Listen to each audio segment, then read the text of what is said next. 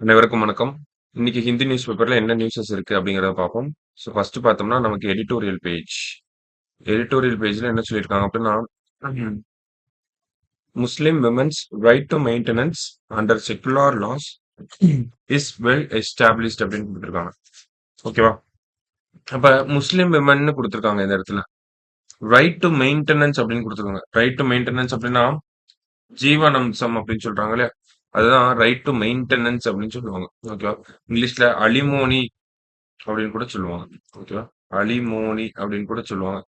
இந்த right to maintenance அப்படிங்கிறது இந்த இடத்துல முஸ்லிம் விமனை பத்தி பேசியிருக்காங்க. என்னன்னா, முஸ்லிம் விமன் சாதாரணமா இந்தியால இருக்கக்கூடிய பெண்களை எடுத்து பார்த்தோம் அப்படின்னா, அவங்களுக்கு டிவோர்ஸ் ஆனதுக்கு அப்புறமா கணவர்கிட்ட இருந்து இந்த ஜீவன் அம்சம் வாங்குவாங்க இல்லையா? சாதாரணமா இந்தியால ஒரு பெண்மணி இருக்காங்க அப்படின்னா, டைவர்ஸ் ஆனதுக்கு அப்புறமா அவங்க கணவன் கிட்ட இருந்து ஜீவன் அம்சம் அப்படிங்கிறத வாங்குவாங்க. அந்த ஜீவன் அம்சம் எந்த ஒரு இத பேஸ் பண்ணி வாங்குறாங்க அப்படின்னா, சிஆர்பிசி இருக்கு இல்லையா? சிஆர்பி செக்ஷன் 125 பேஸ் பண்ணி வாங்குறாங்க. ஓகேவா? இதே முஸ்லிம் பெண்களா இருக்கப்ப, அவங்களுக்குன்னு ஒரு தனி சட்டம் இருந்துச்சு. என்ன சட்டம் அப்படின்னு பார்த்தோம்னா, நமக்கு Muslim women protection of rights on divorce act 1986 அப்படின்னு சொல்லி இந்த சட்டம் இருந்துச்சு. ஓகேங்களா? Muslim women protection of rights on divorce act 1986. இந்த சட்டத்தின்படி அவங்க முஸ்லிம் பெண்கள் இந்த சட்டத்தின்படி ஜீவனாம்சம் வாங்கலாம் அப்படிங்கிறது இருந்துச்சு. இந்த சட்டத்தின்படி பாக்குறப்ப அவங்களுக்கு இத்தாத்து காலம் அப்படின்னு சொல்லுவாங்க. ஓகேங்களா? இத்தாத்து பீரியட் அப்படின்னு இருக்கும்.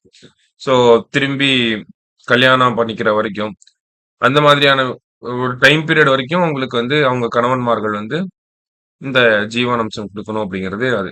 ஓகேங்களா? சோ இப்ப என்ன ஆகுது அப்படின்னு பார்த்தோம்னா, இந்த 1986 ஆக்ட் படி ஒரு முஸ்லிம் விமன் ஜீவனாம்சம் வாங்குறதா? இல்ல சிஆர்பிசியில் இருக்கக்கூடிய இந்த 125 பேஸ் பண்ணி வாங்குறதா? அப்படிங்கிற ஒரு குழப்பம் ஏற்படுது. நெறைய உயர் நீதிமன்றங்கள் வெவ்வேறு தீர்ப்பு சொல்லியிருக்காங்க. ஓகேவா? அதுல வாங்கலாம், இதுல வாங்கலாம் அப்படின்னு சொல்லி.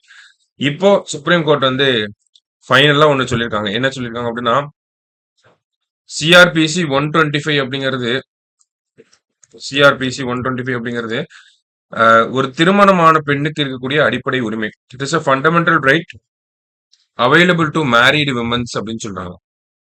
ஓகேவா? ஒரு திருமணமான பெண்ணுக்கு இருக்கக்கூடிய அடிப்படை உரிமை. அப்ப ஒரு அடிப்படை உரிமை அப்படிங்கிறது அனைத்து மதத்தினர் சேர்ந்த பெண்களுக்கும் பொருந்தும் அப்படின்னு சொல்லியிருக்காங்க. அதனால முஸ்லிம் பெண்களும் இந்த சிஆர்பிசி 125 பயன்படுத்தி ஜீவன் அம்சம் வாங்கலாம் அப்படிங்கிறது தான் இந்த தீர்ப்புல நமக்கு சொல்லப்பட்ட ஒரு விஷயமா இருக்கு. ஓகேவா? அவங்க ஏன்னா சிஆர்பிசி 125 பயன்படுத்தலாமா இல்ல 1986ல வந்த சட்டத்தை பயன்படுத்தலாமான்ற ஒரு குழப்பம் இருந்துச்சு. அதெல்லாம் வேண்டாம். அது வழியாவும் வாங்கிக்கலாம், இது வழியாவும் வாங்கிக்கலாம். இந்த சிஆர்பிசி 125 அப்படிங்கிறது பெண்கள் அனைவருக்குமே சமம். அது எந்த மதத்தினரை சேர்ந்ததா இருந்தாலும் சரி, எல்லா பெண்களுமே இத பயன்படுத்தி ஜீவனாம்சம் வாங்கலாம். மெயின்டெனன்ஸ் வாங்கலாம். கணவன்மார்களுக்கு இருந்து அப்படிங்கிறது தான் நேத்து உச்சநீதிமன்றம் ஒரு தீர்ப்பா சொல்லியிருந்தாங்க. சோ அத பத்தி தான் இந்த ஆர்டிகல்ல சொல்லியிருக்காங்க. சரியா? அப்ப இதிலிருந்து நம்ம என்ன புரிஞ்சுக்கிறோம்னா, சிஆர்பிசி 125 அப்படிங்கிற இந்த ஒரு செக்ஷன செக்குலாரா மாத்திருக்காங்க. மதச்சார்பற் மதச்சார்பின்மையற்ற ஒரு செக்ஷனா மாத்திருக்காங்க. இட் இஸ் மேட் செக்குலார் அப்படிங்கிறது தான் அந்த செக்குலார் ரெமிடி அப்படிங்கிறத சொல்ல வராங்க. சரியா? சோ அதான் ஒரு முக்கியமான செய்தியா இருந்துச்சு. முதல் செய்தியாவும் அதான் நம்ம பார்க்கிறோம். சரிங்களா? சோ அடுத்ததா பார்த்தோம் அப்படின்னா, சின்ன விஷயம் தான். ஒண்ணே ஒண்ணு தான் இருந்துச்சு. என்னன்னா, நமக்கு இந்த பிம்ஸ்டெக் மீட்டிங்லாம் நடந்துட்டு இருக்கு. அது எங்க நடக்குது அப்படிங்கிறத தான் பார்க்க வேண்டியதா இருக்கு. ஏன்னா சமீபத்துல 2, 3 மீட்டிங் இந்த 2 நாள்ல நடக்குது. ஓகேங்களா? ஒண்ணு பார்த்தோம்னா பிம்ஸ்டெக்கோட ஃபாரின் மினிஸ்டர்ஸ் மீட்டிங் அப்படிங்கிறது இந்தியால நடக்குது. இந்தியால எங்கன்னா நியூ டெல்லில நடக்குது. ஓகேவா? பிம்ஸ்டெக்கோட ஃபாரின் மினிஸ்டர்ஸ் மீட்டிங் இந்தியாவுல அதுவும் நியூ டெல்லில நடக்குது.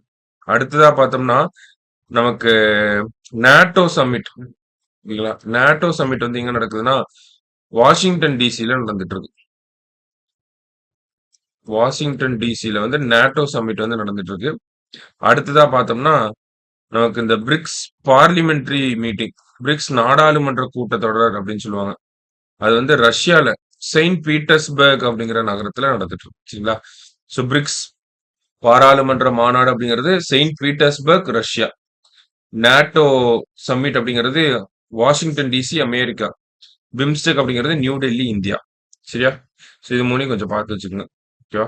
ஸோ இன்னைக்கு நியூஸ் பேப்பர்ல இந்த 2 விஷயங்கள் தான் இம்பார்ட்டன்ட்டா இருந்துச்சு. ஸோ நோட் பண்ணி வச்சுக்கோங்க. நாளைக்கு நியூஸ் பேப்பர்ல மீட் பண்ணலாம். Thank you.